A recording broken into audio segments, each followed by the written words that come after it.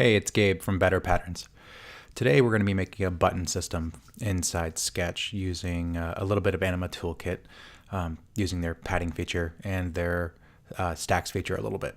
I previously did a video on the stacks feature inside Anima, which I will link below in the description. You can watch that to figure out kind of how to take advantage of stacks and long form content especially, but this will be more focused on buttons. So starting out with buttons, there's a couple things you need to think about. First is colors, what kind of colors you want to support. Typically you see systems out there that support 3, maybe 4 different types of buttons. And these colors here are specific just to buttons. You see design systems, if you're doing colors in general, for a whole design system, you'll have much more than 4 colors. But just for buttons, I'm focusing on just kind of 4 colors here to keep it basic. And on top of that, you also have to think about your type. So what colors you want to support. Again, I'm kind of matching these other colors here because we're going to support tertiary buttons. And what I mean by that is just plain text links. Technically, they are buttons, so we have to support them, but they're not going to be on a colored background, right? So you can't use white text there. We have to use colored text. So we have to support those. So that's why I have blue, red, and green versions of those when there's no background. And finally, we have to figure out kind of the size of buttons we want to support. So I have a list here of buttons we're going to do today, but typically you'll see kind of large buttons, which are the standard default size, and then some smaller buttons, which would be just slightly smaller than that. Now, I usually work off a rule of 8s, so 8 pixel for padding and spacing and sizing and all that. So I like to use kind of 40 pixels as my standard big button, and 32 pixels for my smaller buttons. That's just kind of what I've run in the past. Sometimes you see a third size 24, which is even smaller, but that's a rare case. So starting out here, we'll get rid of this one. We'll stick with the 40 pixel for now. So we know our colors, we know our text, and one thing to note about the text and colors actually are I made type styles and color styles. So here are my type styles for that. They're specific button styles I made. Again, if this was a whole design system, you'd have many, many more text styles than this. And my layer styles are also defined here just to make things a little bit easier. And then you can change things from the master swatch and everything else will update, which is nice. So if you have to update this blue later, it's very easy to do that. So we have our 40 pixel button. We know the height at least. Now we have to figure out, how wide it's going to be. We know that we want them to be dynamic. That's why we're going to use Anima Toolkit padding to do that. But starting out, we still have to figure out kind of what our padding rules are going to be. So let's set up a basic dummy button here. I'll place some text. I'll give it my button style of white because it's going to be on a colored background. Select my background here. We'll make this blue. And we'll make sure this guy's centered. All right, so it's centered at 13. So at this font size of 14 pixels and 14 line height, we know that 13 pixels top and bottom gives us our 40 pixel tall button. So that's good to know. And then left and right, we got to figure out what our baseline padding is going to be there as well. So going off the rules of 8, maybe we say we do 16 or 24. Let's see what 24 looks like here. Let's see, 1, 2, 3, 4, 10, 20. And we'll add 24 to this side. 24. So that should be 13 top and bottom, 24 left and right. And I actually need to put some real text in here first. Let's call this large button. All right, so let's update. That's 20 pixels too big. That should be right. Yeah, so 13 top and bottom, 24 left and right. So I'll say that's my standard padding. That'll change, of course, for the small size buttons. So let's group these two things. Now they're grouped. We are going to make it dynamic. Right now, if I type in here, large button with long label, you can see the button doesn't expand with it. You'd have to manually resize this and do all that jazz, which is annoying. There used to be a plugin called Patty that took care of this. That's long dead. Anima padding does this now. So we're going to be taking advantage of that. So let's go back and we will select the group we made. We'll call this group button. All we have to do now is hit padding and it's going to grab those same two numbers that we defined earlier. We said 13 top and bottom and 24 left and right. So that's what it's going to use. We can change it to be whatever we want here. After the fact, of course, we can say, 156, 150, 120, whatever, right? 10. So you can change it on the fly, which is nice. And 24 left and right. So now when we go back and edit this text to large button with long label, it will automatically expand.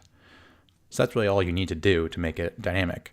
The harder part, slightly harder, is getting icons to start working with it, and then fleshing out all the different color variations, which we're going to do next. So let's go back to our standard size here. This is a padded button.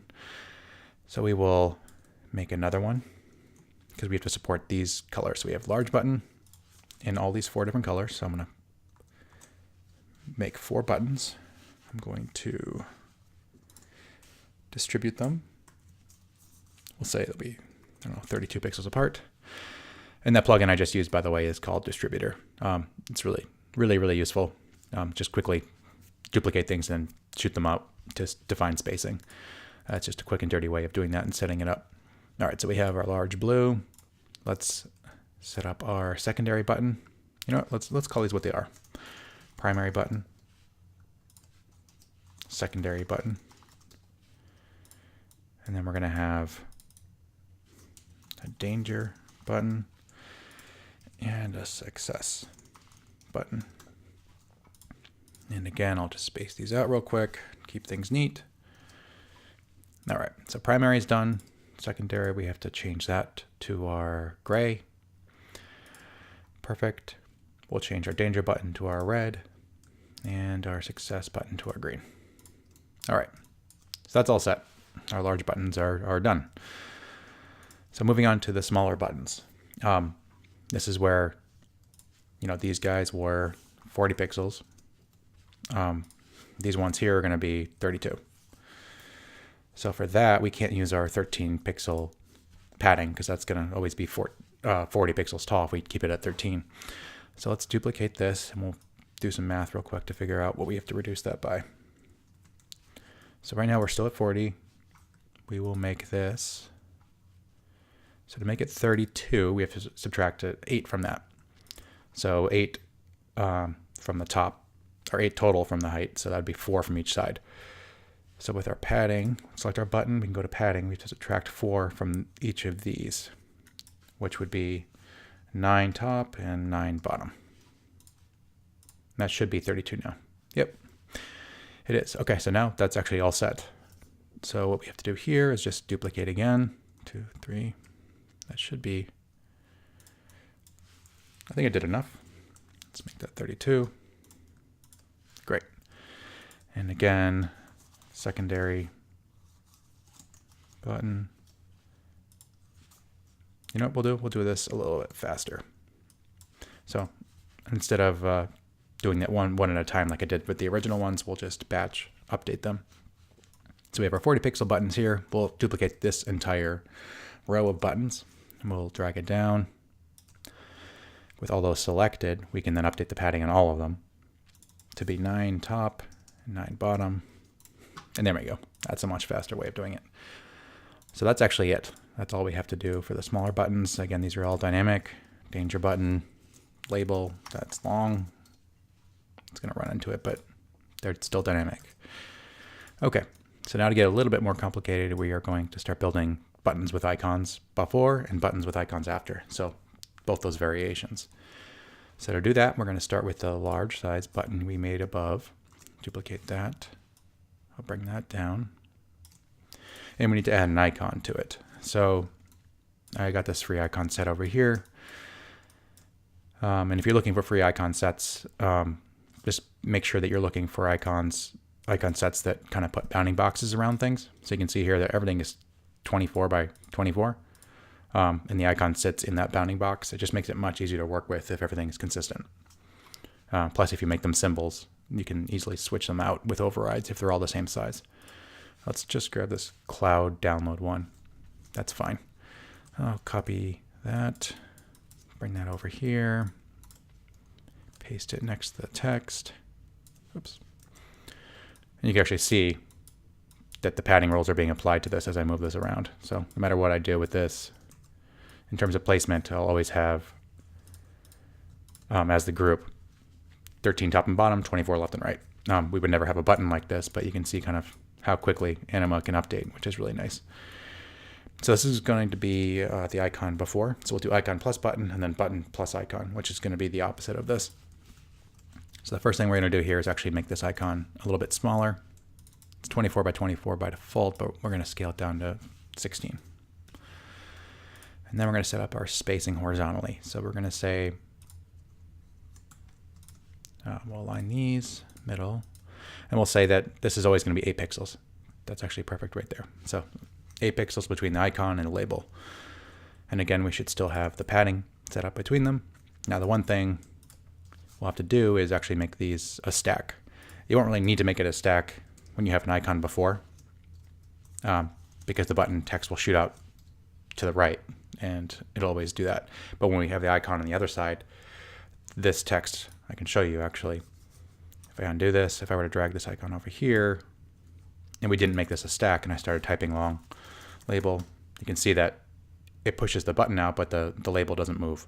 I mean, it pushes the button background out, but the icon doesn't move with it. The icon should always shift and be 8 pixels from the button text. So to do that, we have to make this a stack.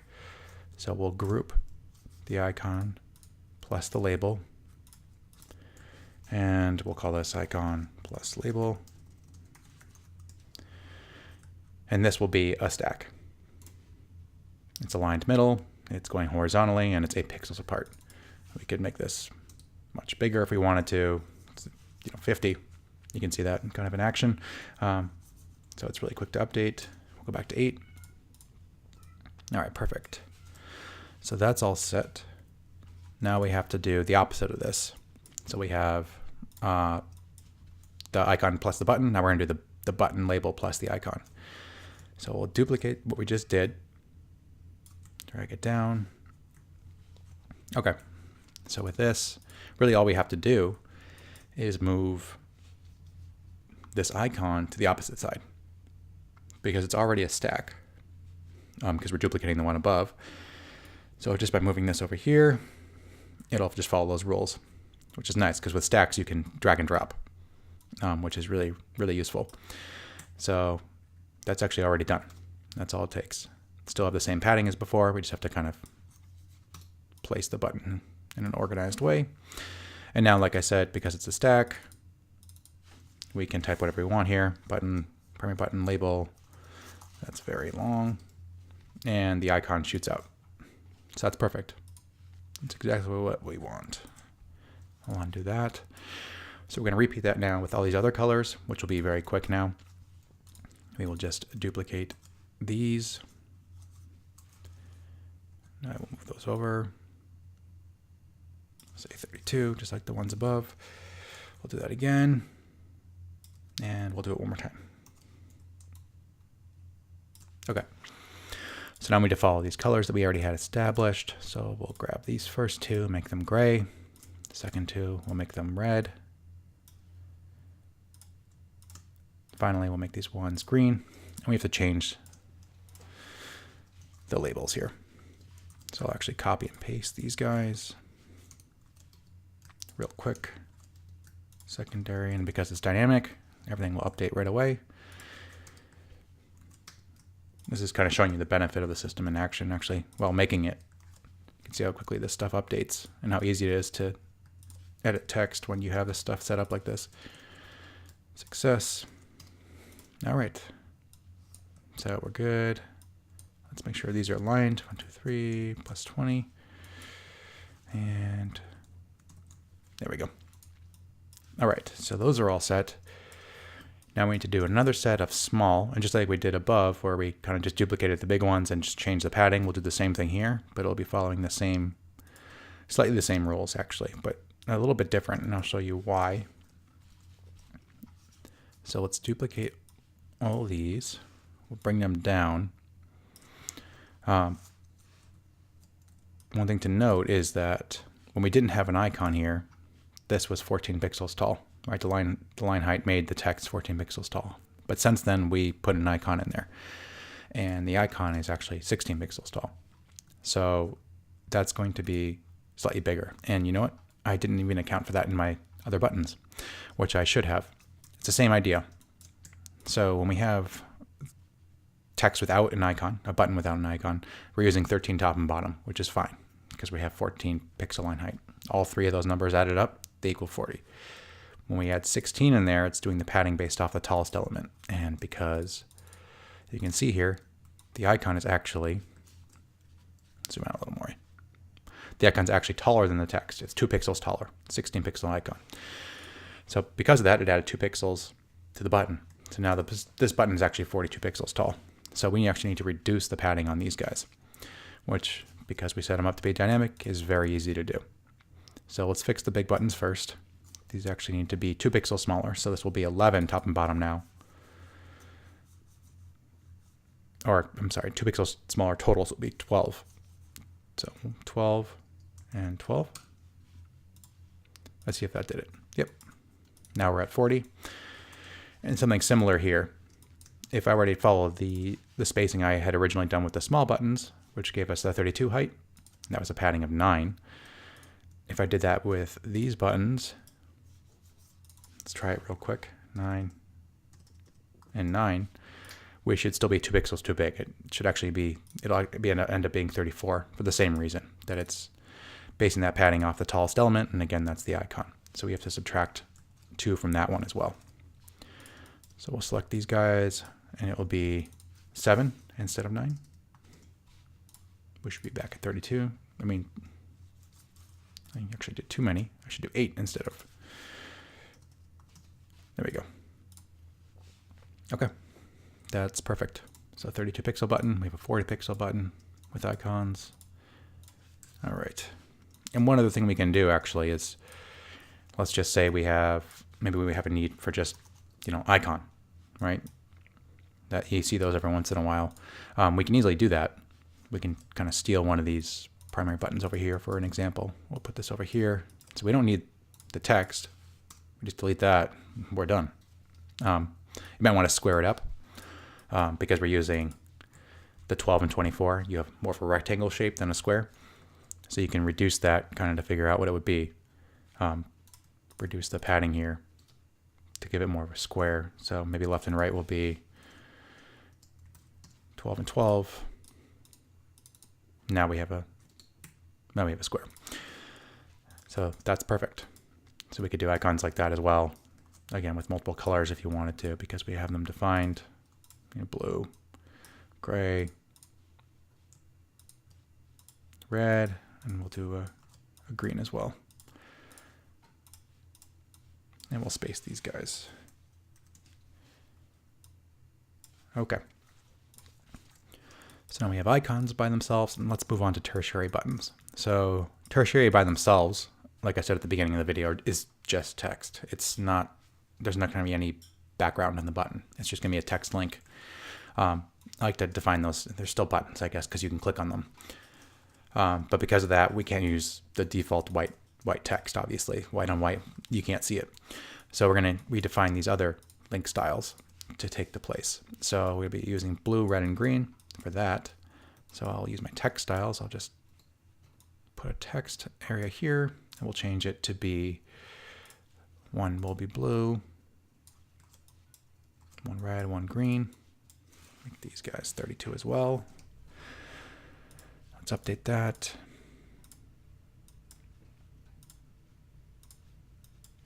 And red. We'll call this tertiary button. Copy that. Okay. That's all set. So now the last thing we're going to do here is tertiary buttons plus icons. So it's going to be the exact same as we did above, except it's going to be with just text links and an icon. So for that, we have to duplicate these guys. We'll bring them down, and we need to add an icon to them. This will be a little bit different because we can't use a white icon. We'll use the same icon. We'll just we'll color it. So I'll bring this same cloud icon down. We'll line it up to be 8 apart and It is white. It's there. I'll put a rectangle behind it so you can kind of see it. There we go. But we need to change that color. So we'll grab the layers in there and we'll just do a color swatch or eyedrop off the blue. Perfect. You can delete this rectangle now. So we have that. That's going to be 8 pixels there. And we'll center it. Okay. So these need to be grouped as well. And we'll call this button. And the difference here is that we don't need padding on this. It's just going to be a stack. So we'll go ahead and click stack. It's horizontal, it's aligned middle. So that's done. We will actually duplicate this one, saving time. Rather than rebuilding it for each button, we'll just change the colors here. So we'll make this one green, this one red, and we will update these colors. So we'll sample from above. We'll grab the green from over there, and we'll grab the red from above. Okay. So we have our stacks. We'll make them 32. And just align them up a little bit. Keeping things neat.